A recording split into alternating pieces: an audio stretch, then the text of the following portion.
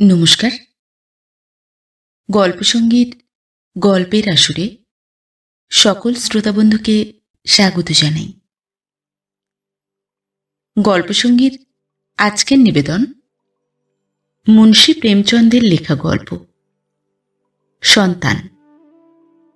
গল্পটি বাংলায় অনুবাদ করেছেন সুবিমল বসাক।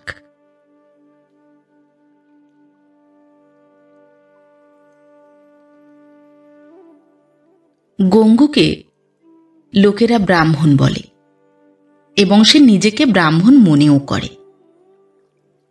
আমার সইস ও খিদমতগার আমাকে দূর থেকে সেলাম করে। গঙ্গু কখনো আমাকে সেলাম করেনি। সে সম্ভবত আমার কাছ থেকে প্রণামের আশা রাখে। আমার ইঁটো গ্লাস কখনো হাতে ছোঁয় না। তাছাড়া আমারও কখনো এতটা সাহস হয়নি যে ওকে পাখা টানতে বলি। যদি বা কখনো আমি ঘামে জবজব হয়ে পড়ি এবং সেখানে অন্য কেউ হাজির না থাকে, গঙ্গু নিজেই পাখা তুলে নেয়, কিন্তু তার ভঙ্গিতে এমন একটা ভাব স্পষ্ট ফুটে ওঠে যেন সে আমায় অনুকম্পা করছে। আমিও জানি না কেন সঙ্গে সঙ্গে তার হাত থেকে পাখা কেড়ে নিই। উগ্র স্বভাবের লোক, কারো কথা সহ্য করতে পারে না। খুব কম লোক আছে যার সঙ্গে তার বন্ধুত্ব আছে। সইস ও খিদমতগারদের সঙ্গে ওঠা বসা করাটা সে সম্ভবত অপমানজনক মনে করে। আমি তাকে কারো সঙ্গে মেলামেশা করতে দেখিনি। আশ্চর্যের ব্যাপার, গাঁজা ভাং বা কোনো মাদক দ্রব্যে তার আসক্তি নেই, যা এই শ্রেণীর লোকেদের মধ্যে অসাধারণ গুণ। আমি তাকে কখনো পুজো পাঠ বা নদীতে স্নান করতে যেতে দেখিনি। একেবারে অশিক্ষিত, তবুও সে ব্রাহ্মণ এবং সে চাইতো সকলে তার প্রতিষ্ঠা ও সেবা করুক। কেনই বা চাইবে না? পূর্বপুরুষের সঞ্চিত সম্পত্তি লোকেরা যেমন অধিকার ভোগ করে, বেশ দাপটেই, যেন তার স্ব উপার্জিত।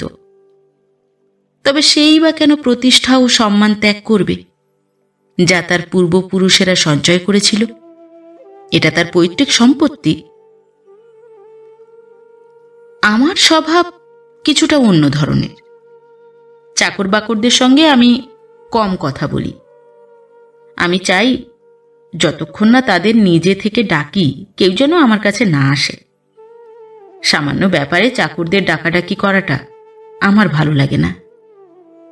নিজে হাতে কুঁজো থেকে জল গড়িয়ে নেওয়া, লম্ফ জ্বালানো, পায়ে জুতো পরা বা আলমারি থেকে বই নামানো আমার কাছে হিঙ্গন বা ম্যাকুকে ডাকার চেয়ে সরল মনে হয়। এসব কাজে আমার স্বেচ্ছা ও আত্মবিশ্বাসের বোধ হয়। চাকর বাকরেরাও আমার স্বভাবে পরিচিত হয়ে উঠেছিল, ফলে তারা অদরকারে আমার কাছে বড় একটা আসত না। একদিন সকালে গঙ্গু আমার সম্মুখে এসে দাঁড়াতে আমার খুব খারাপ লাগে। এরা আসে হয় অগ্রিম হিসেবে কিছু চাইতে, নয় অন্য কোনো চাকরের নামে অভিযোগ করতে। এ দুটো ব্যাপারই আমার কাছে অত্যন্ত অপ্রিয়। পয়লা তারিখেই আমি প্রত্যেককে বেতন দিয়ে দিই। মাঝ মাসে কেউ কিছু চাইলে আমার রাগ ধরে ওঠে। কে আর অত 2-5 টাকার হিসেব রাখে? তাছাড়া মাসের পুরো বেতন যখন কেউ পায়, তার কি অধিকার আছে 15 দিনের সেসব খরচ করে ফেলা, তারপর আগাম বা ঋণের উপর নির্ভর? এছাড়া কারো বিরুদ্ধে অভিযোগ করাটা আমি বস্তুত ঘৃণা করি, কারণ অভিযোগ করাটাকে আমি দুর্বলতার প্রমাণ মনে করি, কিংবা বলা চলে খোসামোদের ক্ষুদ্র প্রচেষ্টা। আমি মাথা নাড়িয়ে জিজ্ঞেস করি, কি ব্যাপার? আমি তো তোমায় ডাকিনি। গঙ্গুর তীক্ষ্ণ অভিমানী মুখে আজ এমন এক ধরনের নম্রতা, এমন এক আবেদন, এমন এক দ্বিধা সংকোচ, যা দেখে আমি চমকে উঠি। মনে হলো সে কিছু জবাব দিতে চায়, কিন্তু শব্দ খুঁজে পাচ্ছে না। কিছুটা নরম হয়ে বলি, ব্যাপার কি? কথা বলছো না কেন? তুমি জানো এখন আমার বেড়ানোর সময়, আমার দেরি হচ্ছে। গঙ্গু নিরাশ স্বরে বলে ওঠে, তাহলে আপনি হাওয়া খেয়ে আসুন, আমি পরে আসব।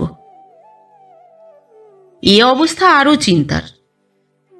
তাড়াতাড়িতে সে এক নিঃশ্বাসে নিজের বৃত্তান্ত বলে যাবে। আমার বেশি সময় নেই, সেটা সে জানে, তাই অন্য সময়ে সে অনেক কাঁদুরিং গাইবে।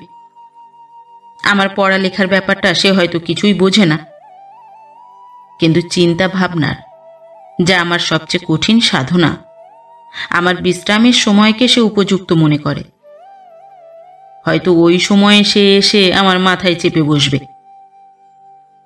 কিছুটা নির্মমভাবে আমি বলি, আগাম টাকা চাইতে এসেছো? আমি আগাম দিই না। আগে না হুজুর, আমি তো কখনো আগাম চাইনি। তাহলে কারো বিরুদ্ধে কিছু বলার আছে? আমি অভিযোগ ঘৃণা করি। আগে না হুজুর, আমি তো কখনো কারো নামে কিছু বলিনি। গঙ্গু মন শক্ত করে, তার চোখে মুখে স্পষ্ট ঝিলিক দেয়, যেন সে লাফ মারার জন্য সমস্ত শক্তি একত্র করছে। কাঁপা কাঁপা স্বরে বলে, আপনি আমাকে বিদায় দিন হুজুর, আমি এখন আর আপনার চাকরি করতে পারবো না। এটা এমন এক ধরনের প্রস্তাব যা আমার কানে এসে বাজে, আমার আত্মাভিমানে ঘা লাগে। নিজেকে আমি মনুষ্যত্বের প্রতিমূর্তি ভাবি। চাকর বাকরদের সঙ্গে কখনো কটু কথা বলি না, প্রভুত্বকে যথাসাধ্য খাপে রাখার চেষ্টা করি। এই প্রস্তাবে বিস্মিত না হয়ে যাই। রুক্ষস্বরে বলি, কেন, অভিযোগ কি? হুজুর, আপনার যেমন ভালো স্বভাব তেমন কি আর কারো? কিন্তু ব্যাপার এমন হয়ে উঠেছে যে আমি আর আপনার কাছে থাকতে পারবো না। এমন যেন না হয় পরে এ নিয়ে কোনো কথা ওঠে এবং আপনার বদনাম হয়। আমি চাই না আমার জন্য আপনার সম্মানে দাগ ধরে। আমার বুকে ধড়ফড়ানি শুরু হয়। কৌতূহলের আগুন আরো প্রচণ্ড হয়ে ওঠে। বারান্দায় রাখা কেদারায় আত্মসমর্পণের ভঙ্গিতে বসে আমি বলে উঠি, তুমি দেখছি ধাঁধা খেলছো। স্পষ্ট করে বলছো না কেন, ব্যাপারটা কি? গঙ্গু খুব বিনীতভাবে বলে, আগে সেই মহিলা, মানে যাকে দিন কয়েক হলো বিধবা আশ্রম থেকে বার করে দিয়েছে, সেই গোমতী দেবী। সে চুপ করে। আমি অধীর হয়ে বলি, হ্যাঁ, বার করে দিয়েছে, তাতে কি? তোমার চাকরির সঙ্গেই বা তার কিসের সম্পর্ক? গঙ্গু যেন মাথা ভারী বোঝা মেঝের উপর ফেলে দেয়। আমি ওকে বিয়ে করতে চাই বাবু। বিস্ময়ে আমি ওর মুখের দিকে চেয়ে থাকি। প্রাচীন সংস্কারের ব্রাহ্মণ, নবসভ্যতার সামান্য আলো যাকে স্পর্শ করেনি, সে ওই কুলোটা রমণীকে বিয়ে করতে যাচ্ছে। কোনো ভদ্র গেরস্থ নিজের বাড়িতে যাকে পা রাখতেও দেয় না। গোমতী পাড়ার শান্ত পরিবেশে কিছুটা আলোড়ন সৃষ্টি করেছে। বছর কয়েক আগে সে বিধবা আশ্রমে এসেছিল। 3 বার আশ্রমের কর্মচারীরা তার বিয়ে দিয়েছিল, কিন্তু প্রতিবারই সে 1 মাস 15 দিনের মাথায় পালিয়ে এসেছে। আশ্রমের মন্ত্রী এবার তাকে আশ্রম থেকে বার করে দিয়েছে। তারপর থেকে সে এ পাড়ায় একটা বাসা নিয়ে থাকে। পাড়ার লম্পটদের কাছে মনোরঞ্জনের কেন্দ্র হয়ে উঠেছে। গঙ্গুর সারল্যে আমার রাগ হয় এবং দয়াও। এই গর্ধবটা কোনো মেয়ে পেল না, সে একে বিয়ে করতে যাচ্ছে। আর যে 3 বার স্বামীর কাছ থেকে পালিয়ে এসেছে, গঙ্গুর কাছে কদিন আর থাকবে? শক্ত সমর্থ চৌকস মানুষ হলে না হয় একটা কথা ছিল, মাস 6 কি বছরখানেক কোনো রকমে টিকে যেত। এ তো একেবারে চোখে অন্ধ, একটা সপ্তাহ যে টিকবে না। আমি সতর্কীকরণের ভঙ্গিতে জিজ্ঞেস করি, ওই মেয়েটার জীবন কাহিনী তোমার জানা? গঙ্গু প্রত্যক্ষদর্শী ঘটনার মতো বলে ওঠে, সব মিথ্যে কথা হুজুর, লোকেরা না হক ওর দুর্নাম করছে। কি বলছো তুমি? 3 বার স্বামীর কাছ থেকে ও পালিয়ে আসেনি? ওরা ওকে তাড়িয়ে দিয়েছে, কি আর করে। আচ্ছা বোকা লোক তো, হাজার হাজার টাকা খরচ করে কেউ কি বিয়ে করে বউকে তাড়িয়ে দেওয়ার জন্য? গঙ্গু আবেগ ভরে বলে, হুজুর, প্রেম যেখানে নেই সেখানে কোনো মেয়ে থাকতে পারে না। মেয়েরা শুধু ভাত কাপড়ই চায় না, কিছু প্রেমও তারা আশা করে। আসলে লোকগুলো ভেবেছিল বিধবাকে বিয়ে করে আমি খুব উপকার করেছি, চেয়েছিল মনে প্রাণে ও যেন তাদের হয়ে থাকে। কিন্তু হুজুর, অপরকে আপন করার আগে নিজেকে যে তার হতে হয়, এটাই আসল ব্যাপার। তাছাড়া ওর একটা রোগও আছে, ভূতে ধরেছে ওকে। মাঝে মাঝে খুব বকবক করে, অজ্ঞান হয়ে পড়ে। আর তুমি কিনা এমন মেয়েকে বিয়ে করবে? এবার আমি সন্দিগ্ধ ভঙ্গিতে মাথা নাড়িয়ে বলি, বুঝলে, তোমার জীবন একেবারে ছারখার হয়ে পড়বে। গঙ্গু কিছুটা শহীদের মতো আবেগে বলে, আমি মনে করি জীবন আমার গড়ে উঠবে কর্তা, তারপর ভগবানের ইচ্ছে। আমি এবার জোর দিয়ে জিজ্ঞেস করি, তাহলে তুমি ঠিক করে ফেলেছ? হ্যাঁ হুজুর। বেশ, তোমার ইস্তফা আমি মঞ্জুর করছি। আমি অবশ্য অর্থহীন সংস্কারগ্রস্ত বা ব্যর্থ বিজ্ঞানের দাস নই, কিন্তু যে লোক একজন দুষ্ট রমণীকে বিয়ে করে তাকে নিজের কাছে রাখা বস্তুত জটিল সমস্যা। ভবিষ্যতে এ নিয়ে হয়তো ঝুটঝামেলা হবে, নতুন নতুন সমস্যা দেখা দেবে, কখনো পুলিশ ছুটে আসবে, কখনো বা মামলা দাঁড়াবে। কে জানে, চুরির দায়ও দাঙ্গা ফ্যাসাদে পড়তে পারে। এই পাঁক থেকে দূরে সরে থাকাই ভালো। গঙ্গু এখন ক্ষুধা পীড়িত প্রাণীর মতো রুটির টুকরো দেখে তার দিকে দৌড়চ্ছে, কিন্তু রুটিটা যে এঁটো শুকনো খাবার যোগ্য নয় তার কোনো ভ্রুক্ষেপ নেই। যুক্তি বিচারে কাজ করা অসম্ভব, তাকে পৃথক করে দেওয়াটাই আমার পক্ষে হিত মনে করি। 5 মাস পার হয়েছে। গঙ্গু গোমতীকে বিয়ে করেছে এবং ওই পাড়ায় একটা খাপড়ার ঘর নিয়ে থাকে। এখন সে ভাজাভুজির টাট সাজিয়ে দিন গুজরান করে। আমার সঙ্গে যখনই বাজারে দেখা হয় আমি তার কুশল সংবাদ নিই। তার জীবনের প্রতি আমার বিশেষ অনুরাগ জন্মেছিল।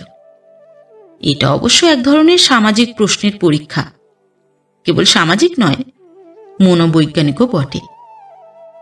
আমি দেখতে চাই এর পরিণাম কি ঘটে। গঙ্গুকে আমি সবসময় হাসি খুশিই দেখি। সমৃদ্ধি ও চিন্তাহীনতার ফলে চোখে মুখে যে ছটা, স্বভাবে যে আত্মসম্মান উৎপন্ন হয় তা এখানে প্রত্যক্ষ দেখা যেতে থাকে। দৈনিক টাকা 5 শিকেট বিক্রি হয়ে থাকে, তা থেকে পুঁজি সরিয়ে 8-10 আনা হাতে থাকে। এই ছিল তার জীবিকা। গঙ্গুর মাথায় নিশ্চিত কোনো দেবতার আশীর্বাদ ছিল, নইলে এই শ্রেণীর লোকেদের মাঝে যে নির্লজ্জতা ও বিপন্নতা পাওয়া যায় গঙ্গুর মাঝে তার কোনো চিহ্নও নেই।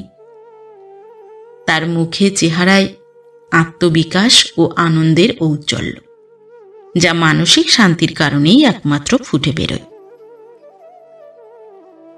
একদিন আমি শুনতে পাই গোমতী গঙ্গুর ঘর থেকে পালিয়ে গেছে। কেন জানি না, এ খবর শুনে আমার মনে বিচিত্র উল্লাস হয়।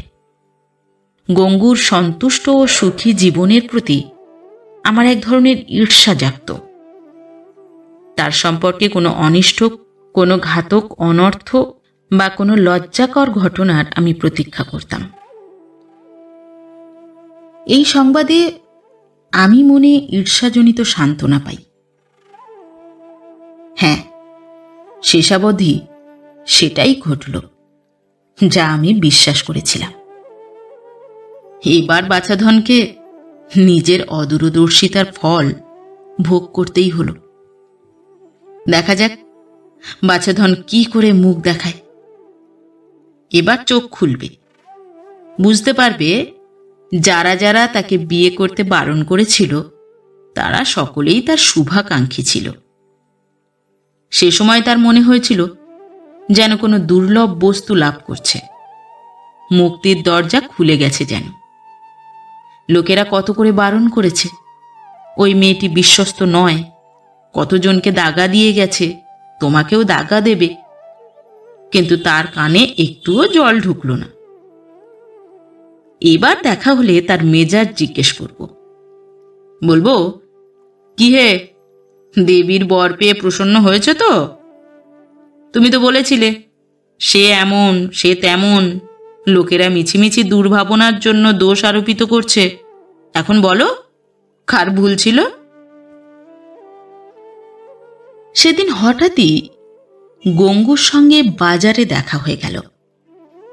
বিভ্রান্ত, দিশেহারা, একেবারে ভুলো ভুলো।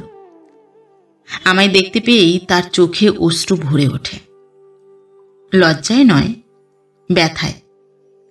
আমার কাছে এসে বলে, বাবু, গোমতী আমার সঙ্গেও বিশ্বাসঘাতকতা করেছে। আমি কুটিল উল্লাসে কিন্তু কৃত্রিম সহানুভূতি দেখিয়ে বলি, তোমাকে আমি আগেই বলেছিলাম, কিন্তু তুমি তো কথা শুনলে না। এখন অপেক্ষা করো, এছাড়া আর কি উপায় আছে? টাকা পয়সা নিয়ে পালিয়েছে নাকি ফেলে গেছে? কর্তা, এমন কথা বলবেন না। সে এক কানাকড়ির জিনিসও ছোঁয়নি। নিজের যা কিছু ছিল তাও ফেলে গেছে। কি জানি আমার মাঝে কি খারাপ দেখেছে সে। আমি হয়তো ওর যোগ্য ছিলাম না, এছাড়া আর কি বা বলি। লেখাপড়া জানা মেয়ে, অথচ আমি ক অক্ষর গোমাংস। আমার সঙ্গে এতদিন ছিল, এটাই যথেষ্ট। আরো কিছুদিন ওর সঙ্গে থাকলে আমিও মানুষ হয়ে যেতাম। আপনাকে ওসব কত আর বলবো হুজুর। অন্যদের কাছে সে যাই হোক, আমার পক্ষে সে যেন দেবতার আশীর্বাদ। কি জানি আমার দ্বারা এমন কি দুষ্কর্ম হয়েছে, কিন্তু আমি শপথ করে বলছি তার মনে এতটুকু ময়লা জমেনি। আমার সামর্থ্যই বা কতটুকু কর্তা? 10-12 আনার মজুর বই তো নয়, কিন্তু এতেই তার হাত জোড়া উপচে উঠত, কখনো কিছু টান পড়েনি। এসব কথায় আমার গভীর হতাশা হয়। ভেবেছিলাম সে ওর বিশ্বাসহীনতার কথা বলবে এবং আমি তার অন্ধ ভক্তি সম্পর্কে সহানুভূতি প্রকাশ করব, কিন্তু দেখছি মূর্খের চোখ এখনো খুলেনি। এখনো সে ওর মন্ত্র আউড়ে চলেছে। অবশ্য তার মন কিছুটা বিক্ষিপ্ত হয়ে আছে। আমি কুটিল পরিহাস শুরু করি, তা তোমার ঘর থেকে কিছু নিয়ে যায়নি? কিছু নয় কর্তা, কানাকুড়ি দামের জিনিসও নয়। তোমাকে ভালোবাসতো খুব? আপনাকে কি আর বলবো হুজুর, সে ভালোবাসা আমৃত্যু আমার মনে থাকবে। তবুও তোমায় ছেড়ে চলে গেছে? এটাই আশ্চর্য লাগে কর্তা। স্ত্রী চরিত্রের নাম শুনেছ? কর্তা, অমন কথা আর বলবেন না। আমার ঘাড়ে কেউ যদি দা রাখে তবুও আমি ওর প্রশংসা করব। তাহলে খুঁজে বার করো। হ্যাঁ কর্তা, যতদিন না ওকে খুঁজে বার করে আনি আমি কিছুতেই শান্তি পাব না।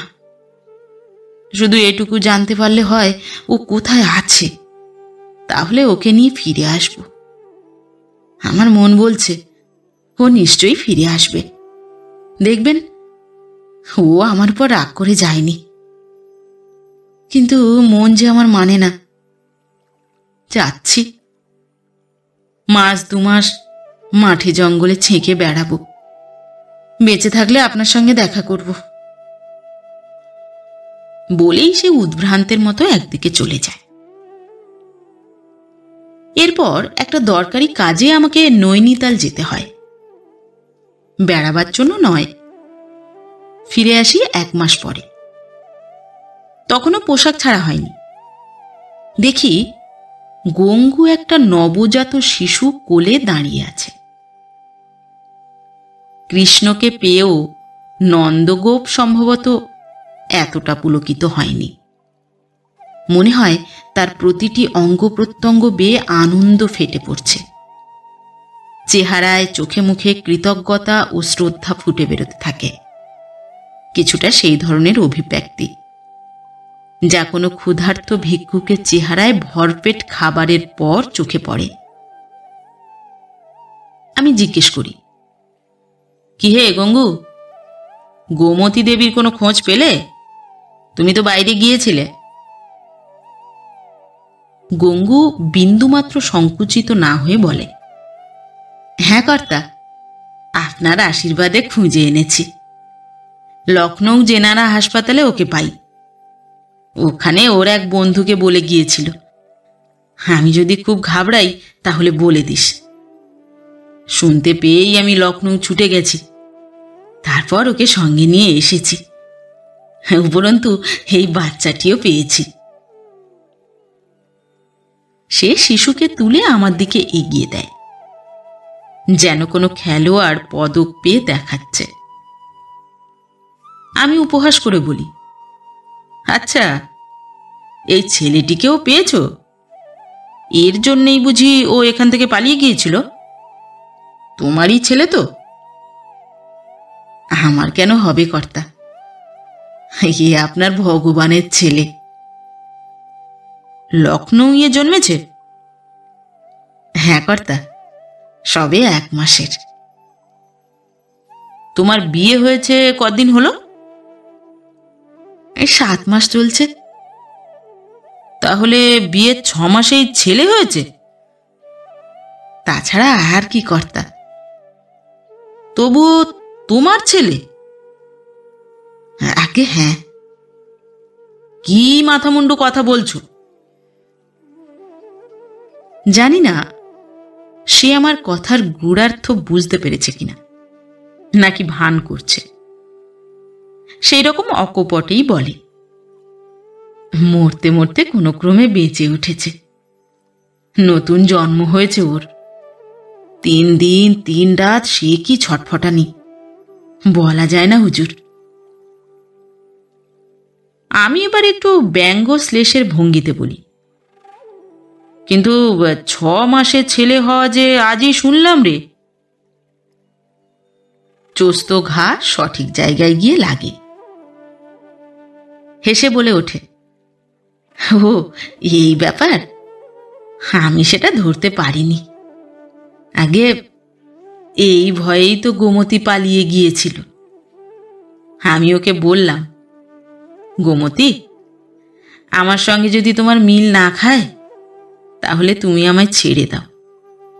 আমি এক্ষুনি ফিরে যাব, আর কখনো তোমার কাছে আসবো না। তোমার যখনই কোনো দরকার বা কাজ পড়বে আমায় লিখো, আমি যথাসম্ভব তোমায় সাহায্য করব। তোমার উপর আমার কোনো রাগ অভিমান নেই। আমার চোখে তুমি আজও তেমনই প্রিয়। এখনো আমি তোমায় তেমনই ভালোবাসি।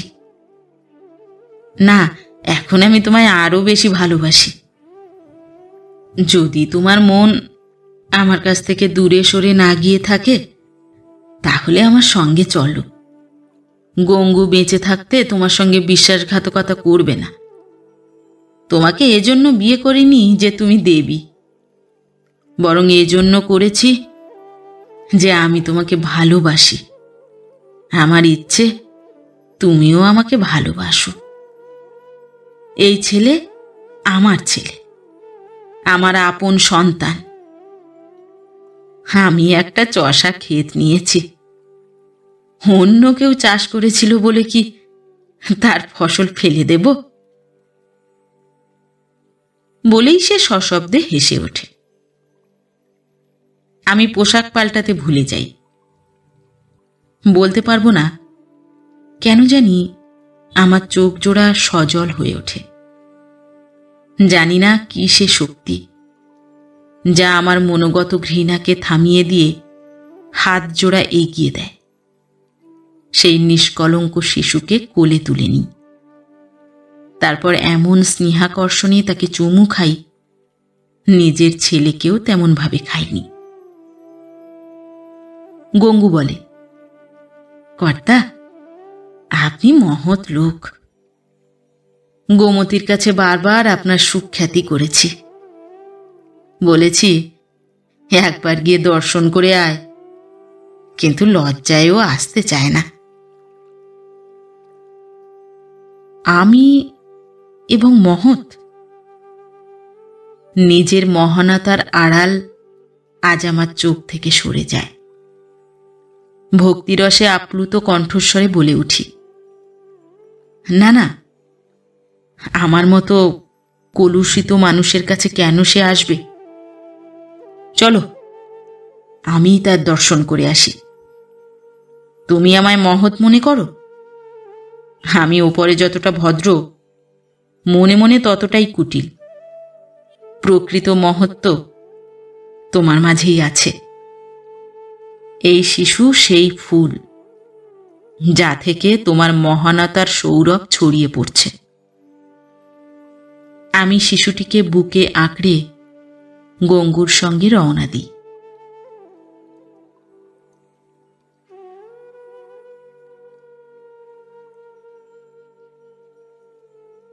নমস্কার। নতুন একটি গল্প নিয়ে খুব শিগগির ফিরে আসছি। ততক্ষণ সবাই ভালো থাকবেন, সুস্থ থাকবেন।